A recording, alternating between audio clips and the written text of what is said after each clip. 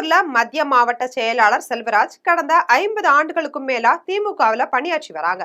திருப்பூர் தெற்கு தொகுதியோட முன்னாள் எம்எல்ஏவான இவங்க கட்சியோட நெருக்கடியான காலத்துல உடன் நின்னு வேலை செஞ்சிருக்காங்க. ஆனா இப்போ நிலைமை மோசமடைய தொடங்கி இருக்கு. வேறு கட்சியில இருந்து வந்த தினேஷ்குமாருக்கும் அவருக்கு ஆதரவா இருக்கக்கூடிய தொழிலதிபருக்கும் கட்சி தலைமை முக்கியத்துவம் கொடுப்பதால டென்ஷனான செல்வராஜ் கட்சியோட அனைத்து பொறுப்புகள்ல இருந்தும் விலகிக் கொள்கிறார் அப்படின்னு சொல்லிட்டு தலைமைக்கு கடிதம் கொடுத்துட்டு பரபரப்பை கிளப்பியிருந்தாங்க.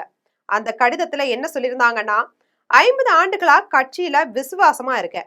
இதற்காக ஏராளமான வழக்குகளையும் நான் சந்திச்சிருக்கேன்.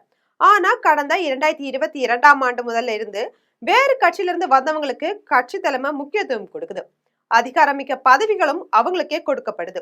இது என்ன ரொம்பவே வேதனைப்படுத்தி இருக்கு. நடந்து முடிந்த தேர்தல்ல திருப்பூர் தெற்கு தொகுதியில போட்டியிட வாய்ப்பு கேட்டிருந்தேன். ஆனா நான் கேட்காத பல்லடம் தொகுதி கொடுக்கப்பட்டுச்சு. அதே சமயம் மாற்று கட்சியிலிருந்து வந்த தினேஷ்குமாருக்கு அதிக முக்கியத்துவம் கொடுக்கப்பட்டிருக்கு. அவருக்கு ஆதரவா தொழிலதிபர் டாலர் மணி கூட இருக்காங்க. இப்படி தொழிலதிபர் மற்றும் மாற்று கட்சியினருக்கு கொடுக்கக்கூடிய முக்கியத்துவம் ஏன் 50 ஆண்டுகளா கட்சியில இருக்கக்கூடிய எனக்கு கொடுக்கப்படல அப்படின்ற கேள்வியை எழுப்பி விலகியிருந்தாங்க.